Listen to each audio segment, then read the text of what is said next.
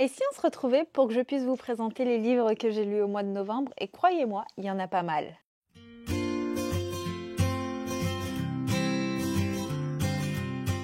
Hello maître érudit de la citadelle, c'est Johanna, je suis ravie de vous retrouver aujourd'hui pour une nouvelle vidéo qui sera mon point lecture du mois de novembre. Un point lecture qui est plutôt positif, je dois dire, parce que hormis un abandon, j'ai fait de très très bonnes lectures. J'ai vidé ma palle et j'ai beaucoup plus lu que les mois précédents et j'en suis très très heureuse, même si le mois de décembre, pour le moment, prend une pente complètement à l'inverse du mois de novembre. Mais bon, on n'est que début décembre, au jour où je vous tourne cette vidéo. Les choses ont encore le temps de changer. On croise les doigts. Sur ce, si vous n'êtes pas abonné à la chaîne, n'hésitez pas à le faire pour ne pas louper les parutions vidéo. Et n'hésitez pas à liker et commenter, ça fait toujours plaisir et ça permet de soutenir les créateurs de contenu que vous aimez suivre. Commençons cette vidéo avec quelques petites statistiques parce que au mois de novembre, j'ai lu 16 livres, ce qui équivaut à peu près à 7318 pages. Donc j'en suis assez heureuse, sachant qu'avec le travail et tout ça, c'est pas toujours évident de trouver du temps pour lire.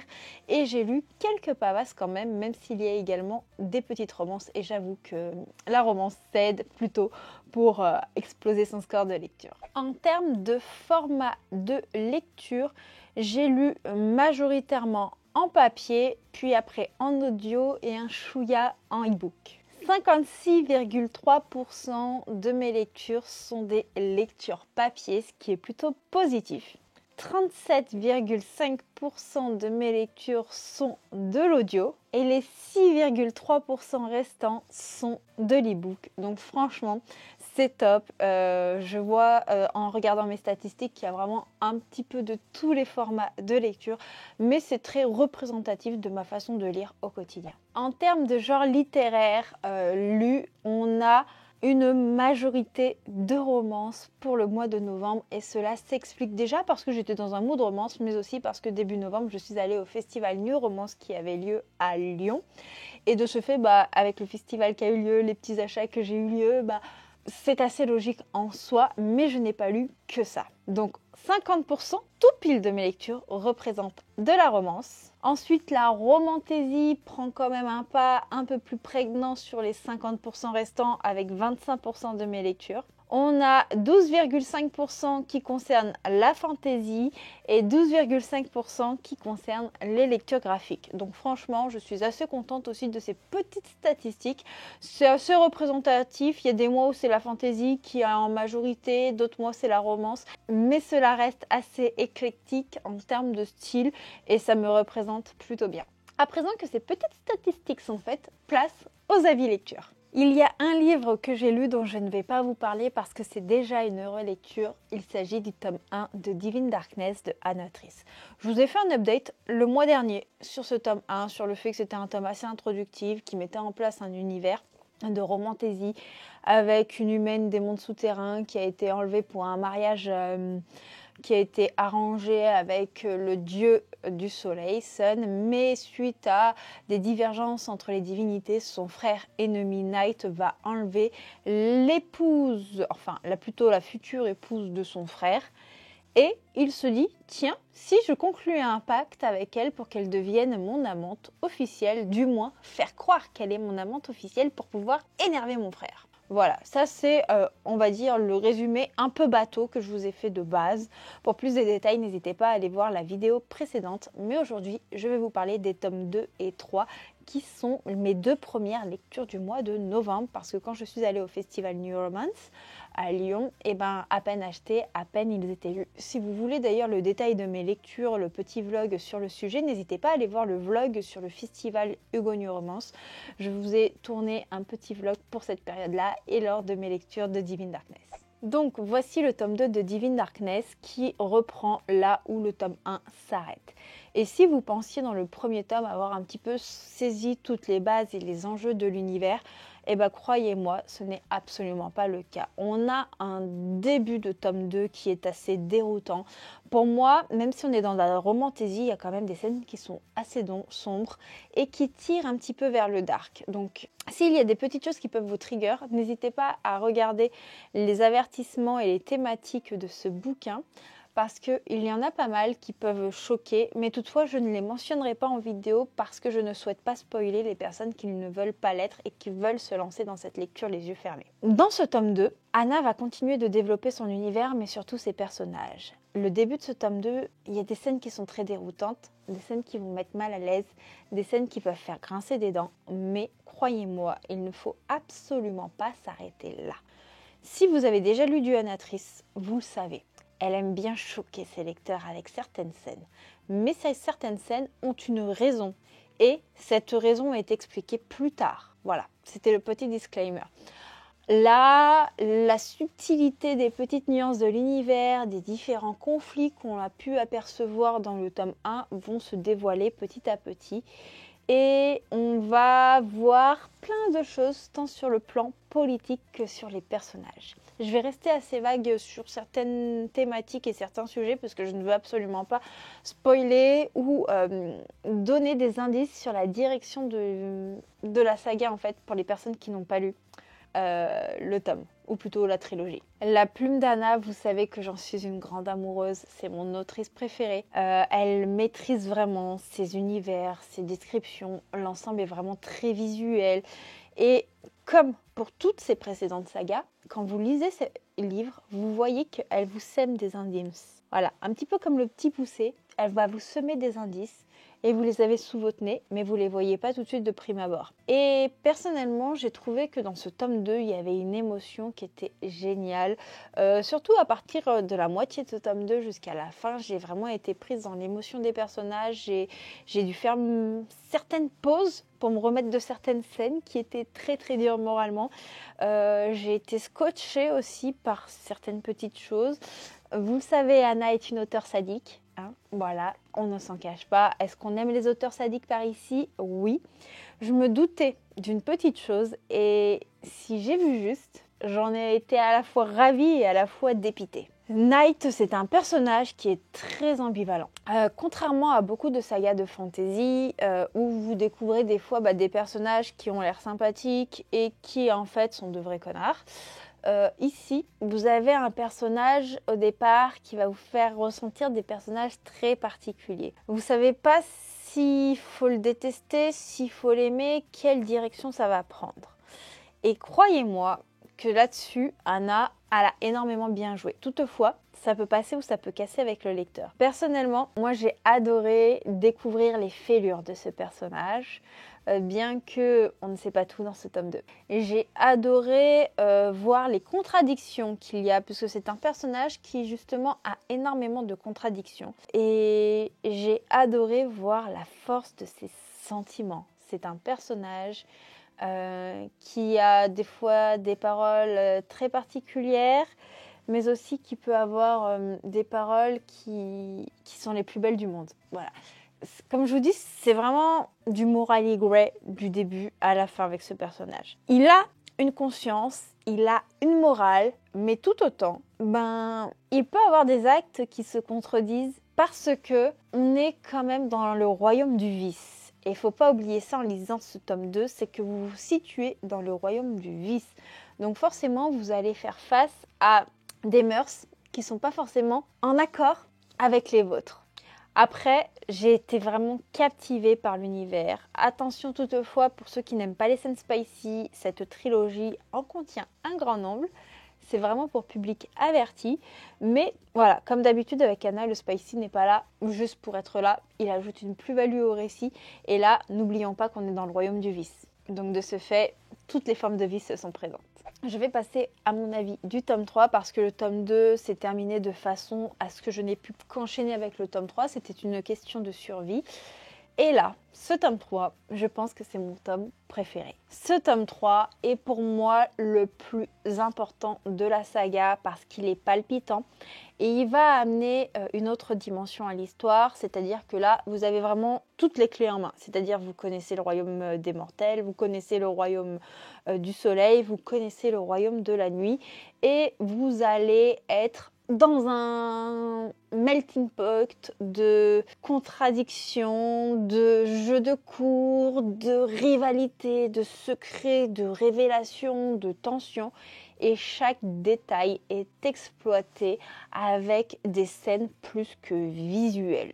Et quand je dis scènes visuelles, ça va autant dans des scènes de bataille que dans des scènes de relations amoureuses, plus ou moins intimes. Ce tome 3 m'a clairement empêché de dormir. Je voulais savoir, j'étais en rage contre certains personnages, j'étais en mode ambivalente concernant d'autres, j'étais en mode je meurs d'amour concernant certains. Anna, elle a vraiment un don pour tout ce qui est description, pour tout ce qui touche au décor, pour tout ce qui touche au dialogue, avec du peps, avec ce petit côté de défiance, ce petit côté, je ne sais pas comment vous dire, mais de répartie. Ouais, il y a de la répartie, c'est ça le mot. Elle la mène avec brio et ça, c'est quelque chose qui est génial. Et ce que j'adore avec sa plume, c'est que même dans les moments les plus sombres, il y a de l'humour, on rigole et là, on est en mode « Non, mais là, je suis censée être en train de chialer, mais elle me fait rire !» On a un univers qui fait penser à d'autres univers de fantasy. Moi, personnellement, cette saga m'a beaucoup fait penser, notamment avec pas mal de petits clins d'œil à la saga ACOTAR, en plus spicy. Et si on sent certaines inspirations, Anna, elle s'est approprié le truc, elle a innové en créativité dans des scènes plus que cocasses. J'ai été surprise, mais j'étais aussi fière d'avoir deviné un petit élément sur la fin. Franchement, j'étais très très très fière de moi sur ce coup-là. Et franchement, j'ai été vraiment subjuguée par ce tome 3 qui pour moi est vraiment le meilleur. Je suis tombée vraiment amoureuse des personnages à la fois principaux et secondaires. Souvent, les personnages secondaires, je trouve que des fois, ils sont là juste pour faire acte de présence. Là, ils ont un rôle important dans l'histoire. Ils ont une voix, ils se font entendre. Et ça, on le voit à travers des chapitres qui leur sont dédiés, des chapitres où c'est les personnages secondaires qui parlent sur ce qu'ils observent, sur ce qu'ils constatent. Et je trouve ça hyper intéressant parce que ils font partie de l'histoire. Et s'ils n'étaient pas là, l'histoire n'aurait pas lieu, tout simplement. Et dans ce tome 3, je dois vous dire que Night, il était très très chaud. Il était à deux doigts de surpasser Belle dans mon cœur. Et ça, c'est incroyable. Franchement, c'est incroyable. On est dans une saga qui ne vous laissera pas insensible, que ce soit dans le rire, dans la rage, dans la bonne humeur. Voilà, il y a vraiment des scènes qui vont vous faire rager, il y a des scènes qui vont vous faire mourir d'amour. Et il y a un univers assez dingue. Voilà. De toute manière, si vous avez déjà lu du Anna Trice, vous savez que les univers sont toujours très très travaillés. Par contre, ça peut vous dérouter parce que de prime abord, avant de vous attacher aux personnages, vous allez peut-être les détester. Et ça, c'est peut-être quelque chose qui peut être très déroutant. Mais sachez que si les personnages sont détestables, il y a une raison derrière cela. Et cette raison, faudra lire le livre pour la découvrir. En allant au FNR, il y a une lecture qui m'a accompagnée tout au long des files d'attente. Il s'agit de Noël est une arnaque de Tamara Baliana. Alors c'est une romance de Noël avec une grosse vibe de Cozy Mystery. Et le côté Cozy Mystery prend, je dirais quand même un peu plus le pas sur la romance. Si vous me connaissez, j'en ai absolument jamais lu. Ce n'est absolument pas mon style littéraire. Il faut dire que tout ce qui est enquête, c'est absolument pas mon truc. Et là, je me suis dit, mais pourquoi ne pas tenter le tout, sachant que c'est une romance. Et donc, peut-être qu'avec la romance, te lancer dans le genre, ce serait pas mal. Ça pourrait t'aider à mettre, comme on dit, le pied à l'étrier. Et j'avais très peur, parce que je suis quand même plus branchée dark que lecture doudou, et que le mot cosy a tendance à me faire flipper. Ici, vous allez découvrir un petit village pendant les fêtes de fin d'année. Et vous allez suivre une héroïne qui vient d'ouvrir sa boutique de pâtisserie, de petites boissons cocooning que l'on aime bien avoir l'hiver. Et à Hill Wheelers, elle s'est dit c'est nickel pour l'ouvrir. En plus, il y a ma grand-mère qui vit là-bas, qui a la maison de retraite, donc je pourrais aller régulièrement la voir, je pourrais m'occuper d'elle. Et en même temps, je réalise un petit peu mon rêve. Sauf que tout va tourner au cauchemar le jour où quelqu'un va écrire sur sa vitrine « Noël est une arnaque » dans un petit village alsacien où les traditions de Noël ont une importance capitale. Mais ça ne s'arrête pas là, puisque le jour où il y a cet écriteau qui va être noté sur sa vitrine, on va l'accuser d'être contre les fêtes de Noël, ça va faire tout un pataquès, et surtout, elle va se prendre la tête avec ce quelqu'un. Ce quelqu'un va être retrouvé mort dans la cabane à vin chaud, et Clémentine sera accusée de ce meurtre. Elle, absolument pas d'accord, se sachant innocente, elle va à sa façon entraver et enquêter en aidant le gendarme chargé de cette affaire. Ici, on a une plume qui est assez fluide et on retrouve vraiment toutes les caractéristiques d'une romance de Noël à travers les intrigues et les descriptions, l'ambiance, les descriptions du petit village, les petites boissons réconfortantes. On retrouve aussi le petit côté familial, le petit côté commérage qu'on peut retrouver dans beaucoup de films de Noël, dans beaucoup de romances. Les commérages sont souvent très très présents. Et si vous aimez ça, vous allez adorer. Ce que j'ai adoré, c'est que Tamara Baliana, elle prend vraiment le temps de poser les bases liées au village et au meurtre avant de développer la romance. Et ça, c'est très très appréciable. Mais il y a de la romance, mais pas que. Et si vous lisez ce livre 100% pour la romance, vous allez être déçu. Si vous lisez ce livre 100% pour l'enquête, vous allez être déçu. C'est vraiment un mix entre romance et enquête. Et moi, je dois dire que la romance, pour moi, manquait de tension, manquait d'intensité. L'enquête, elle était là, mais honnêtement, c'est pas ce qui m'intéressait. Et c'est là que je me dis, le Cozy Mystery, c'est peut-être pas pour moi. Moi, j'étais plus captivée par les personnages, par leur relationnel, par rapport au côté romance. Toutefois, je trouve que c'est hyper original d'avoir mêlé les deux genres. À ma connaissance, je vois pas beaucoup de livres qui mêlent le Cozy Mystery et les romances de Noël. Et j'ai été assez surprise par le déroulement de l'enquête et par le dénouement et toutes mes suppositions qui étaient complètement éclatées. Dans cette histoire, au départ, quand on voit les deux personnages au niveau du relationnel, on ne voit pas forcément une romance. On n'a pas l'impression qu'il peut se passer quoi que ce soit entre eux. Après, tout d'un coup, j'ai trouvé que la romance, elle évoluait peut-être un peu vite entre les personnages. Après, on est sur un livre assez court, on est sur une romance de Noël et ça va souvent très vite dans ce genre-là. C'est peut-être pour ça que les romances de Noël, c'est pas forcément ce que je préfère lire, parce que souvent je trouve que ça va trop vite. Mais j'ai quand même aimé suivre le rapprochement des personnages. J'ai quand même passé un bon moment avec cette petite romance Cozy Mystery de Noël. Et si vous aimez le genre, je pense que ça pourrait totalement vous plaire. Il y a 2 mois, je vous avais parlé d'une romance avec un trope où une héroïne fuit la ville où elle habite, même le pays, puisqu'elle va devenir fille au père en Angleterre et elle va rencontrer le fils de la famille pour laquelle elle travaille, qui est assez exécrable. Et j'ai reçu le tome 2 en service de presse que j'ai lu immédiatement. Il s'agit de Violet et Blake, la théorie des papillons de Lou Everly. Dans ce tome 2, on va vraiment reprendre l'histoire où elle s'était arrêtée. D'ailleurs, si vous voulez voir mon avis sur le tome 1, c'est le point lecture du mois d'octobre que je vous ai publié en novembre. Dans cette histoire, j'ai adoré tout ce qui va toucher au contexte familial de Violette qui va se développer parce que c'était un élément qui était pas mal passé sous silence dans le premier opus et j'ai aimé voir ce qu'elle a réellement vécu en réalité, les secrets, les blessures qu'elle cachait. Le tout est vraiment très axé sur l'émotion et la psychologie des personnages et personnellement j'ai vraiment préféré ce tome 2 au tome 1. J'ai trouvé la plume hyper addictive, j'ai vraiment accroché. J'ai lu quasiment ce tome en une nuit pour dire à quel point j'ai été accrochée. Même si je trouve cet opus meilleur que le premier en termes de développement, j'ai quand même eu la sensation que certains événements étaient peut-être trop intenses. Et je comprends pourquoi l'autrice, elle les a inclus, parce que je pense qu'elle voulait appuyer sur des thématiques assez fortes, assez profondes, pour montrer vraiment le véritable enfer qu'ont vécu les personnages. Mais malgré tout, pour certaines scènes, je ne pense pas qu'il était nécessaire d'en faire autant. Mais je comprends vraiment son choix. Voilà.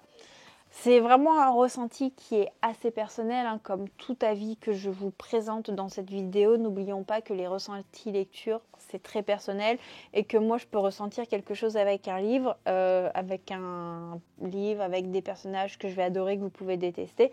Et moi par exemple, je peux détester des livres que vous avez adorés ou on peut aimer des livres en commun. C'est vraiment personnel. Donc si vous avez des avis totalement contraires, ne vous en offusquez pas. Et c'est pareil, moi si vous n'avez pas aimé un livre mais que c'est dit avec politesse et bienveillance, eh ben, je ne m'en offusquerai pas non plus. N'oublions pas, il y a autant de goût que de lecteurs. Dans cette petite romance, pour en revenir au sujet, personnellement, j'avais deviné pas mal de petits éléments. Mais après, cela ne m'a absolument pas dérangé. N'oublions pas qu'on est dans le genre de la romance. Et lit-on une romance pour son suspense? Hormis si c'est une romance à suspense, je ne pense pas. Et ici, ce n'est pas le cas. On est vraiment dans quelque chose de dramatique, quelque chose très axé sur la psychologie, la souffrance des personnages. Il y a quelques trigger warnings. Il y a des sujets très très forts, très touchants. Et j'ai adoré l'évolution des personnages, notamment le personnage de Blake qui au départ était assez détestable. Et j'ai beaucoup aimé voir son évolution. J'ai adoré voir les sentiments que se portent les protagonistes principaux qui ne m'ont pas laissée indifférente. Enfin voilà, j'ai passé un très bon moment avec cette duologie qui certes à mes yeux n'est absolument pas parfaite. Il y a plein de petits défauts, mais j'ai passé un bon moment, j'ai été touchée, j'ai été émue et je n'en demandais pas plus. J'ai continué à avancer dans une saga de dark fantasy avec Le Choix des ombres de Brent Weeks, publié chez Brajlon Milady. Il y a eu plusieurs versions et éditions de cette saga qui est actuellement rééditée avec de nouvelles couvertures. Et on reprend avec une saga qui contient des assassins, de la magie, des intrigues de cour et où on va suivre un tueur qui n'a pas forcément de nom, qui a plusieurs visages. Et je ne vous en dirai pas plus pour ne pas spoiler le tome 1, où dans le tome 1, on suit Kailar, un jeune garçon en apprentissage pour devenir un assassin. Et qui a un mentor assez particulier et on va découvrir ses amis, on va découvrir un royaume, des quêtes, on va découvrir pas mal de petites choses, plein d'éléments. J'avais lu le tome 1 au mois d'août, donc c'est pareil. Si vous voulez mon avis lecture pour le premier tome, n'hésitez pas à vous référer à celui du mois d'août. Ce que j'ai adoré avec ce second tome, c'est que l'histoire va reprendre là où elle s'était arrêtée et qu'il n'y a vraiment aucun temps mort dans cette histoire. On a un univers qui est incroyablement visuel, qui est sombre, qui est captivant, qui va vous mettre les frissons. On va plonger dans de l'action avec beaucoup d'enjeux sociopolitiques qui sont tous intenses et encore plus intenses les uns que les autres, qui vous prend aux tripes, un univers où tout est cohérent, tout est parfaitement bien ficelé, avec une atmosphère qui est haletante et ce côté haletant ne va pas vous lâcher du début à la fin. Personnellement, j'ai été vraiment happée par ce monde, rempli de détails et de richesses. Je suis sûre que je suis passée à côté de plein de choses. Voilà, hein. Et avec une plume hyper addictive. Brent Weeks, on ne peut pas nier, il sait raconter les histoires. Chaque mot, chaque description rend l'histoire encore plus vivante, va amener encore plus d'émotions. Et personnellement, je me suis régalée avec les dialogues et aussi toutes les scènes d'action. Si vous aimez le suspense en fantasy, croyez-moi que cette saga, elle n'en manque pas. L'auteur, il a joué avec mes nerfs, personnellement. J'ai un petit peu ragé, j'ai un petit peu pesté contre lui. J'ai été assez abasourdie par plus d'une situation. Et j'ai terminé l'histoire en étant en mode mais what, mais what, mais what, mais what. Et si j'avais eu le temps, je me serais directement lancée dans le tome 3. Mais je voulais lire d'autres livres en priorité avant de commencer le tome 3.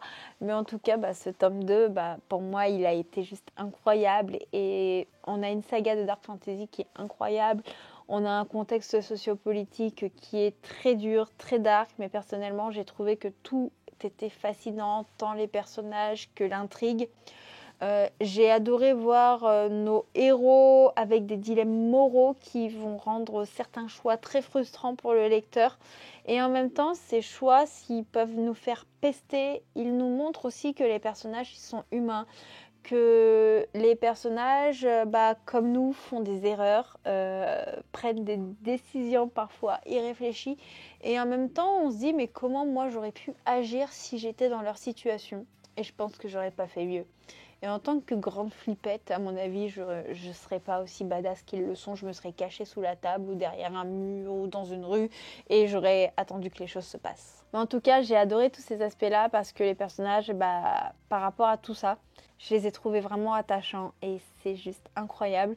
En tout cas, c'est une saga qui est pour moi marquante, avec une écriture incroyable et beaucoup de suspense et j'ai très très hâte de découvrir le tome 3. On va passer à une atmosphère un petit peu plus cocooning, bien que pas dénuée d'émotion, avec Endless Fall de Louise Langlois, qui a pour moi été une lecture très touchante qui se déroule dans le milieu du patinage mais aussi du hockey avec des jeunes lycéens, enfin jeunes, pas si jeunes que ça mais des personnages qui sont au lycée et qui ont un sacré bagage. On va suivre notre héroïne Eden qui a été harcelée dans son ancien lycée, qui fait du patinage artistique avec un haut niveau mais qui va malheureusement avoir un accident.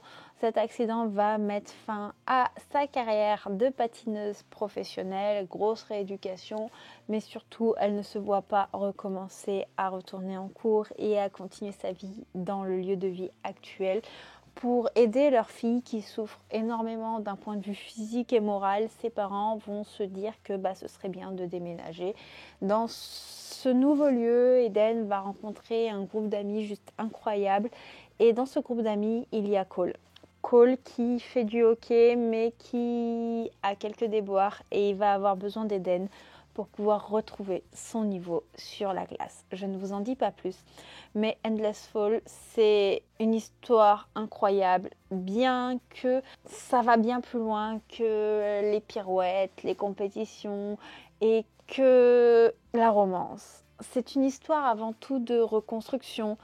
C'est une histoire marquée par une ambiance Fun Family qui est géniale. Elle m'a touchée, les personnages m'ont touchée et c'était doux, c'était touchant, c'était plein d'humour, c'était riche en émotions sous toutes ses formes en fait et c'est ça que j'ai adoré.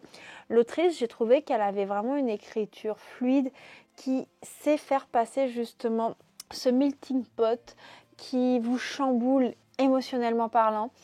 Et c'est bien dosé, elle en fait pas trop, elle en fait pas assez.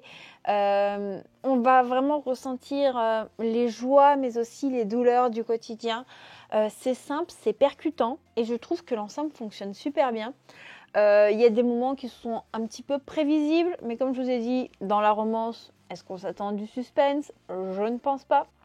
J'ai lu encore une fois cette romance à une vitesse folle et j'étais hyper dedans. C'était incroyable, c'était génial. Si vous cherchez des personnages attachants, si vous aimez les histoires de reconstruction, si vous aimez les ambiances un petit peu chaleureuses, et franchement, lisez Endless Fall, vous allez kiffer votre life. Cette fois-ci, on part auprès d'un petit graphique. Il s'agit de Freaking Romance de Snailord, publié chez Neotoon, que j'ai reçu en service de presse. D'ailleurs, je ne vous ai pas précisé, mais le livre d'avant était aussi un ASP de chez Nisha, etc.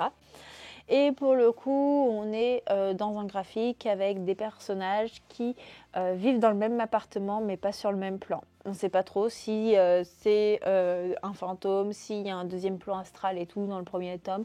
On ne sait pas. C'est assez particulier, mais tous deux vont tisser une relation qu'ils ne vont pas pouvoir vivre pleinement parce que ils ne peuvent pas se toucher, ils peuvent communiquer, mais pas toujours de la façon la plus adéquate. Et personnellement, j'ai beaucoup aimé le tome 1, mais j'ai vraiment préféré ce tome 2.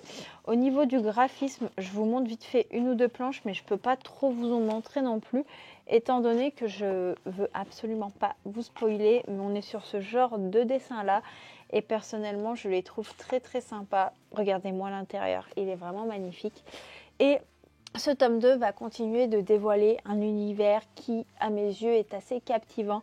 Et on va être entre l'irréel et la réalité qui vont s'entremêler, révélant pas mal d'éléments au sujet de ce contexte-là, notamment avec la colocation, mais aussi le cadre de vie des personnages, les douleurs qu'ils ressentent. Et j'ai adoré la façon dont les différents protagonistes vont évoluer sur ces différents plans. J'ai trouvé les graphismes ainsi que la narration assez fluides. J'ai trouvé qu'ils étaient assez percutants émotionnellement, et si vous me connaissez, c'est quelque chose qui est pour moi vraiment essentiel en tant que lectrice. J'ai besoin de ressentir des émotions, que ce soit de l'amour, de l'amitié, de la rage, mais il faut que je ressente quelque chose. S'il n'y a pas ces émotions, je passe complètement outre ma lecture, et là, tout était soigneusement choisi par l'autrice pour amplifier cela et ne pas vous laisser insensible, et ça fait qu'on a un attachement au personnage qui est hyper important. Ajoutez à cela une intrigue riche, surprenante, bien rythmée, avec de nombreux rebondissements, et chaque révélation ajoutait vraiment une nouvelle dimension à l'histoire qui vous faisait tout remettre en question, et vous vous dites ok, donc la romance c'est ça, ok, donc les scènes d'amitié c'est ça, ok, ah, le contexte familial c'est ça pour toi, mais je pensais que c'était ça. Ah, et la romance, ok, je pensais qu'elle allait tourner comme ça, mais en fait non, ça va peut-être tourner comme ça. Ah non, j'ai un doute, où est-ce que ça va aller? Est-ce que les sentiments vont être à sens unique? Est-ce que les sentiments vont être réciproques? Vraiment, il y a vraiment tout ce petit flot d'émotions, de sentiments qui vont s'entrechoquer. Franchement, j'ai adoré ce tome 2, il m'a totalement conquise et j'ai hâte de découvrir la suite. Avec le livre prochain, je me suis pris une grosse claque. Il s'agit de Reminders of Him de Colleen Hoover. Déjà, j'ai adoré le contexte, le résumé et tout ça. On va y suivre Kenna, qui est une jeune femme qui sort de prison. Il y a eu un accident des années auparavant, et cet accident a causé la mort de l'homme qu'elle aimait, et elle a été emprisonnée pour homicide involontaire. Sauf que, arrivée en prison, elle découvre qu'elle est enceinte. Elle va accoucher en prison, mais l'accouchement va se dérouler dans des conditions où elle n'a pas du tout pu voir son enfant, et cet enfant va être confié aux parents du défunt papa de cette incroyable petite fille. Kenna, à la fin de sa peine, la gamine elle a 6 ans je crois, elle va sortir de prison. Elle va aller dans le petit village, la petite ville qui a vu grandir son conjoint décédé, où vivent les parents de celui-ci, et elle a espoir d'avoir la chance de voir sa petite fille qu'elle n'a jamais vue, la rencontrer, et peut-être que les parents de son ancien conjoint décédé accepteront qu'elle ait un lien avec cette petite fille qu'elle a mis au monde. Mais bien sûr, ça ne va pas se passer comme ça, vous vous en doutez. Et surtout, les parents vouent une haine à Kenna, des sentiments très ambivalents. Et la petite fille, pour le moment, elle ne se rend pas forcément compte de ce que c'est ne pas avoir de mère. Donc elle va arriver dans cette petite ville, mais elle ne va pas savoir comment faire son gros retour. Et surtout, il y a le côté réinsertion dans le monde réel après avoir passé plusieurs années en prison. Et elle va aller dans un bar, elle va tisser un lien avec le patron du bar, un lien plutôt intime. Et plus tard, elle va apprendre que c'était le meilleur ami de son conjoint qu'elle devait rencontrer quelques heures après que l'accident ait eu lieu, enfin quelques temps après que l'accident ait eu lieu. Il vivait pas à côté, c'est un grand sportif et tout ça. Et en fait, ils s'étaient jamais vus. Et lui ne l'avait jamais vu, Kenna. Elle ne l'avait jamais vu. Et quand il va lui dire son prénom et qu'elle va voir son véhicule, elle va se dire ne serait-ce pas le meilleur ami de mon cher et défunt tendre amour? Voilà. Et donc, on va se retrouver dans une relation assez complexe, sachant que lui est le parrain de sa fille qu'elle n'a encore jamais vue. Franchement, une romance comme ça, j'en lis pas tous les jours avec des thématiques aussi fortes. J'ai trouvé que c'était pas commun, et surtout, j'ai adoré la façon dont était traité le deuil, la reconstruction, l'amour, la réinsertion. C'était beau, c'était puissant, ça m'a tenu en haleine. De toute façon, si vous avez déjà lu du Colleen Hoover, vous savez que c'est une autrice qui sait comment vous briser le cœur, clairement. Mais elle sait aussi vous le recoller. Voilà. Est-ce qu'avec ça déjà, ça suffit à vous donner envie de lire ce livre? Personnellement, moi j'ai lu cette romance d'une traite, c'était impossible que je lâche le texte des yeux, c'était incroyable. J'ai ressenti vraiment une montagne russe d'émotions et je sais pas quoi vous dire à part que j'ai ressenti tellement d'émotions que je ne peux que vous convaincre, que vous donner envie de lire ce livre pour ressentir autant d'émotions. Aujourd'hui, je pense qu'il va faire partie de mes préférés de Colleen Hoover. Je suis désolée pour la longueur de cette vidéo, mais j'ai vraiment beaucoup de livres à vous parler. Je vais peut-être essayer de m'étaler un peu moins parce que vous allez mourir devant cette vidéo si vous avez le courage de la regarder jusqu'à la fin. Mais il est temps que je vous parle d'une romance sous fond de volet. Dans Blank or Love de Magali Nguambert, vous allez y suivre Mackenzie qui vit pour le volet. Elle est extrêmement complexée par sa grande taille, elle a été harcelée et donc quand elle va faire sa rentrée à l'université de Stanford, elle va faire en sorte d'être titulaire d'une des plus grandes écoles, enfin équipes plutôt de volley.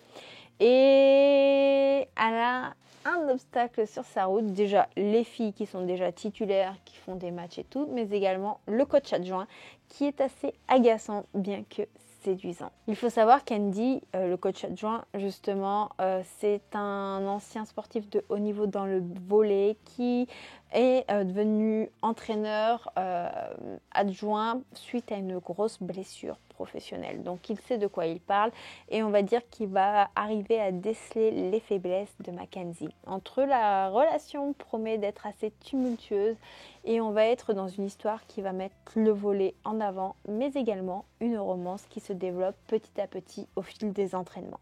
Déjà, moi, quand on dit Magali Nguambert, je fonce. J'en ai lu 2 d'elle, enfin 3, parce que le premier livre d'elle était une duologie et ils m'ont tous ému aux larmes. Celui-ci ne m'a pas ému aux larmes parce que je l'ai trouvé beaucoup plus léger en termes de sujet et d'émotion. Mais toutefois, j'ai adoré lire une romance sportive qui tourne autour du volley. Parce que j'ai l'habitude des romans sportifs qui va tourner autour du hockey, du football américain, de ce genre de thématique-là. Mais le volley, c'est la première fois que j'en lis et je trouve que ça amène une petite pointe d'originalité. Et on est vraiment immergé dans ce sport, dans ses règles, dans la compétition. Et je trouve ça assez fun. En dehors du volley, j'ai adoré toutes les thématiques qui vont voguer au-delà avec le harcèlement, la famille et tout ça, bien que c'est abordé un peu plus légèrement que le sport. Magali, sa plume, je les trouve toujours aussi addictive. Ce livre, je l'ai lu à la fois en papier et à la fois en audio. Et dans les 2 cas, en fait, j'ai pas forcément réussi à m'arrêter. J'ai dévoré ce livre, je l'ai lu tout seul. C'était un livre qui m'a fait passer un bon moment. J'ai adoré les persos. Je les ai trouvés très attachants. J'ai trouvé que l'histoire de chacun au niveau personnel apportait une grosse plus-value au récit. Et franchement, si vous cherchez une romance pour vous détendre, Blank or Love, ça fera totalement le taf. Par contre, si vous cherchez une romance pleine d'émotions, très riche, il y a Disgrace de Brittany Seshiri. Je lui ai fait signer justement au festival Hugo New Romance et j'ai totalement adoré. Ici, on va suivre Grace qui est issue d'une famille pastorale dans un petit village où tout le monde se connaît. Grace, elle est très soucieuse de plaire à sa famille, d'être toujours dans les mœurs, de plaire vraiment à tout à chacun. Mais elle va découvrir la trahison de son mari qui l'a trompée à plusieurs reprises. Il faut savoir que Grace est une femme qui a fait plusieurs fausses couches. Elle en a fait un grand nombre et ça a été assez traumatisant et de ce fait niveau intime et tout avec son mari elle était plus en phase et lui disons que il a vécu son chagrin tout autrement et il a trouvé d'autres personnes pour se mettre en phase. Vous vous doutez que cela va mettre fin au couple de Grace et l'histoire commence là avec la vente de leur maison et tous deux vont aller dans la ville où ils ont grandi, où ils se sont connus. Grace va découvrir une trahison encore plus importante, mais surtout elle va devoir faire face au regard des autres, elle va devoir faire face au regard de sa famille, notamment de sa mère qui est en mode pardonne-lui, Grace qui est en mode non, mais en fait je ne peux pas lui pardonner. Cette trahison est beaucoup trop importante et elle va se rapprocher de Jackson. Jackson qui a toujours été méprisé et jugé par les habitants alors que lui aussi il a un passé familial assez compliqué, extrêmement touchant. J'ai envie de pleurer juste d'y penser, c'est terrible. Et donc personne n'a pris le temps de comprendre Jackson.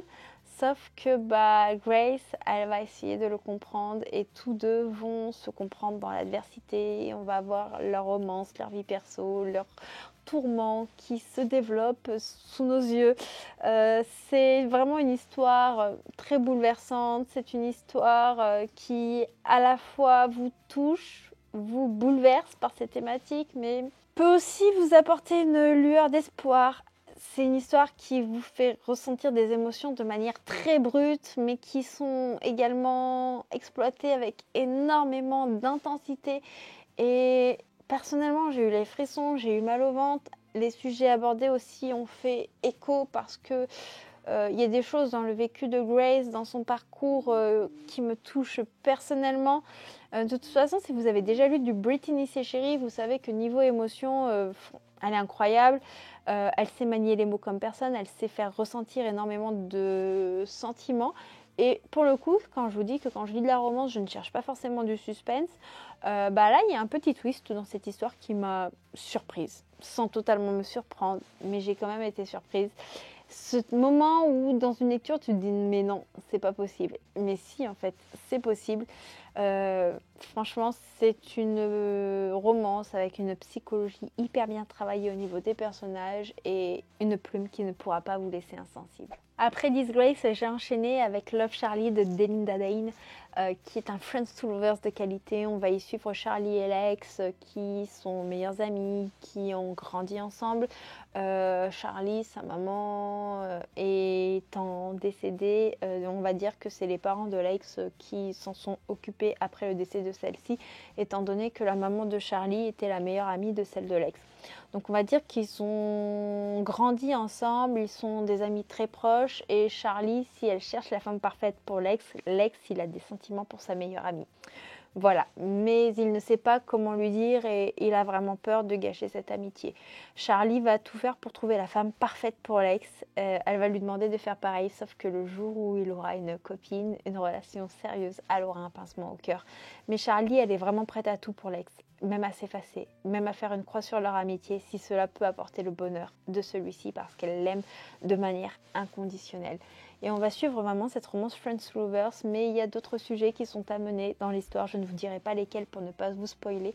Des sujets qui sont forts, des sujets qui ne vous laisseront pas insensibles, des sujets qui vont montrer l'importance de l'amitié, de l'amour, de la famille et qui va bien au-delà des apparences. Le tout est fluide, le tout fait ressentir énormément d'amour.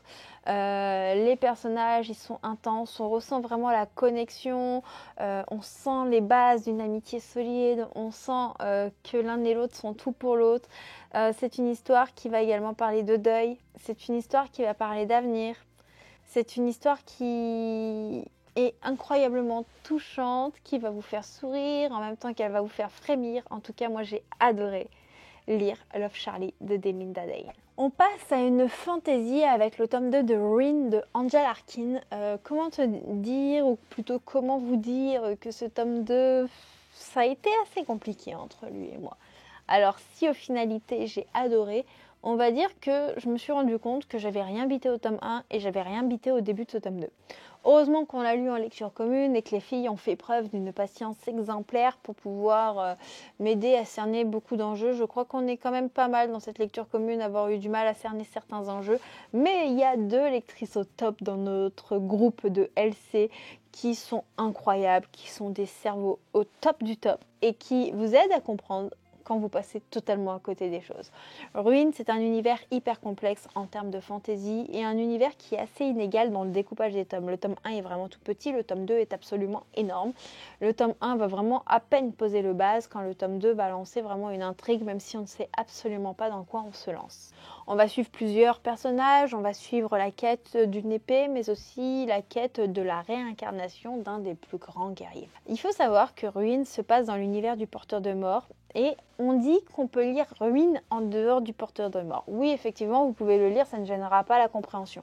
Par contre, si vous comptez lire le porteur de mort un jour, je vous conseille vraiment de le lire avant de lire Ruin, puisque Ruin va vous spoiler le porteur de mort, clairement. On est vraiment dans une fantaisie qui est absolument passionnante, mais également hyper complexe. J'ai adoré, comme je vous ai dit, tout ce qui va toucher aux détails qui font penser aux porteurs de mort. mais vous allez être également plongé dans de nombreuses quêtes, de nombreux conflits, des relations familiales et de l'action de façon pas toujours très saine. Et vraiment, ce tome, il a tout pour plaire. Angela Arkin, si vous la connaissez, vous savez qu'elle a un talent fou pour créer des histoires complexes, captivantes. Et je vais pas vous mentir, comme je vous l'ai dit, hein, j'ai été dans le flou pendant un très très long moment. Par contre, quand j'ai commencé à rentrer et à comprendre les enjeux de l'histoire, j'ai pas pu m'arrêter lors de ma lecture. J'ai torché les chapitres, j'avais un retard énorme dans la lecture commune. Mais en fait, j'ai fait une progression foudroyante. Je me suis dépêchée pour rejoindre la ligne d'arrivée et j'ai quasiment rattrapé tout ce retard que j'avais pris dans la lecture commune. Et une grosse partie de ce tome ne m'a absolument pas laissé souffler. J'ai trouvé que l'intrigue, elle était hyper dense. On avait des rebondissements qui tiennent énormément en haleine. Enfin bref, j'ai pris mon pied avec Ruine. Et franchement, maintenant, je suis un peu triste parce que j'ai lu le spin-off du Porteur de Mort, j'ai lu Le Porteur de Mort. Et actuellement, je n'ai plus d'histoire dans cet univers. Cet univers qui m'a accompagnée pendant 8 mois. J'ai reçu un service de presse et j'ai lu le tome 2 de Curse Princess Club. Un petit webcomic qui va mettre en avant des princesses et notamment une princesse qui ne ressemble pas à ce que devrait ressembler une princesse. J'ai passé un très bon moment avec le tome 1 qui mettait en avant ça, mais qui mettait aussi un club de princesses imparfaites qui ne sont pas en regard à ce qu'on attend d'une princesse dans la société. Je ne sais pas si je suis très claire. Je trouve que ce petit webcomic met en avant un univers unique, drôle et plein de couleurs. Je vais vous montrer un petit peu à quoi ça touche, mais voilà, on a vraiment ça. Regardez, là, on a une princesse qui vomit des grenouilles. C'est trop drôle. Franchement, c'est très très fun. On a des couleurs un petit peu comme ça, on a des dialogues assez loufoques et j'ai adoré le mélange de romance et d'amitié qui se tisse entre différents princes et princesses.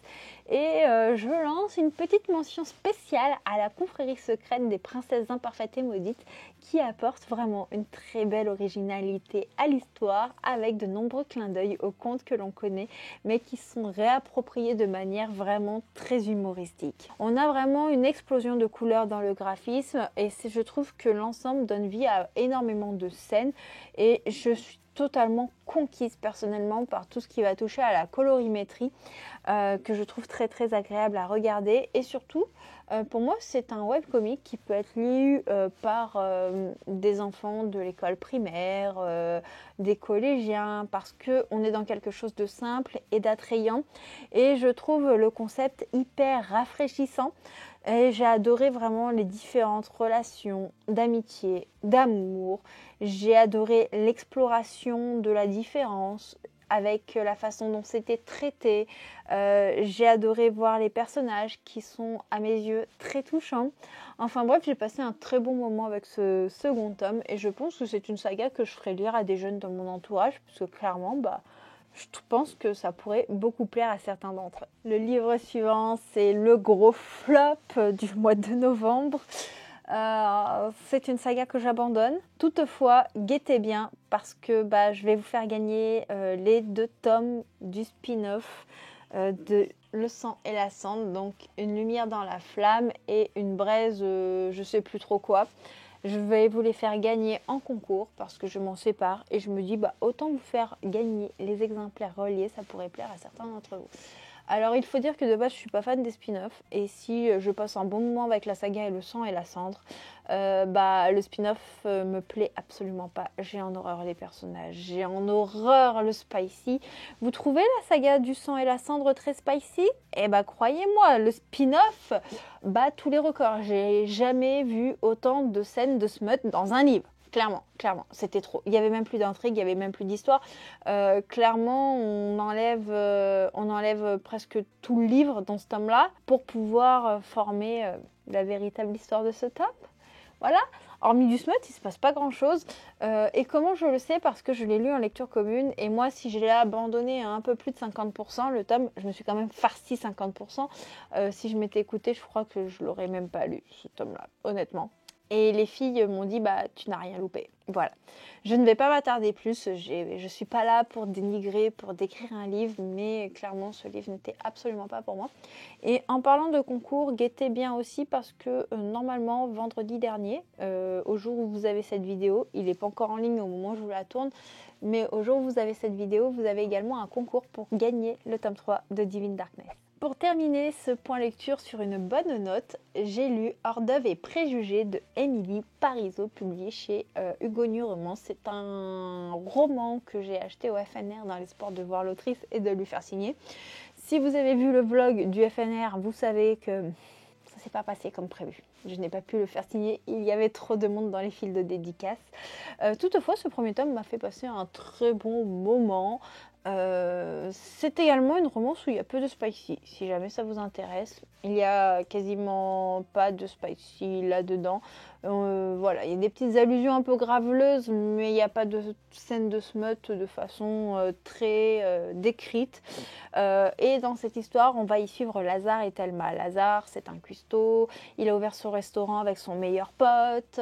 Ils font fureur, ils font des vidéos de cuisine un petit peu suggestives en faisant la cuisine, genre en fourrant le poulet, des choses comme ça. Sur YouTube qui font un carton et de ce fait ça fait une certaine publicité pour l'établissement et c'est assez contradictoire parce que l'établissement est assez innovant, est assez classe, a un certain standing et on a Thelma, une héroïne qui a vécu une déception amoureuse, qui a un petit peu du mal à se remettre et qui est surtout critique culinaire. Une critique culinaire qui se déguise et qui change d'identité de restaurant en restaurant pour pas qu'on sache qui elle est. Et il va y avoir un quiproquo entre Thelma et Lazare. Ce quiproquo va faire que Lazare va gâcher un plat et que Thelma va le critiquer. De ce fait, ça va amener un lot de circonstances et ils vont se retrouver dans une émission de télé-réalité culinaire où Thelma devra guider Lazare en cuisine pour l'aider à s'améliorer. On est vraiment dans une romance drôle, douce, avec un cadre qui vous fait saliver. Oui, parce que bon, on salive, mais on n'a pas les recettes. Hein. Voilà, c'est beau ça. Hein. Moi, j'aurais bien goûté. Et franchement, comme je vous ai dit, j'ai passé un bon moment. Franchement, c'était fun, c'était mignon, c'était gourmand. La plume vous plonge dans l'ambiance du restaurant. Les échanges entre les personnages sont remplis de quiproquos, mais aussi avec plein de vitalité, de peps, de répartie, d'humour. Et c'est tout ce qu'on aime, on n'en demande pas plus. Hein. On est dans une histoire légère, agréable à lire, avec des situations cocasses qui font sourire. Et personnellement, c'est le genre de romance qui me fait du bien, qui me fait sourire. Les personnages, en dehors de Lazare et Thelma, ceux qui sont un peu secondaires, mais qui ont leur importance capitale, sont hauts en couleur. Et on voit qu'il y a une passion pour le métier, il y a une passion pour la cuisine. Il y a ce petit truc qui va réunir les personnages. Il y a également cette petite atmosphère familiale des deux côtés et amicale. Et je trouve que les différentes personnalités amènent énormément de peps dans le récit, dans sa globalité. Et franchement, cette petite romance, qui est un tome 1, mais le tome 2 porte sur un autre personnage, donc vous pouvez totalement lire ce tome 1 de manière indépendante, et je pense qu'il y a de grandes chances que ce soit ce que je fasse, parce que généralement j'ai du mal à m'attacher aux autres personnages sur ce genre de tome compagnon, bien que je puisse changer d'avis, hein. Et voilà, si vous cherchez quelque chose de pétillant, si vous cherchez quelque chose de léger, si vous avez envie d'avoir faim, lisez Hors d'œuvre et préjugés d'Émilie Parizeau. Sur ce sera tout pour cet énorme point lecture. J'espère qu'il vous aura plu, j'espère que vous ne vous êtes pas endormis devant cette vidéo et que ce n'était pas trop ennuyeux pour vous. En tout cas, moi j'ai pris plaisir à vous parler de mes lectures comme d'habitude. Je vous fais de très très gros bisous, n'hésitez pas à me dire en commentaire s'il y a certains titres qui vous font envie, si vous les avez lus, si vous les avez aimés ou pas, et on se retrouve très très prochainement pour une nouvelle vidéo. Ciao ciao!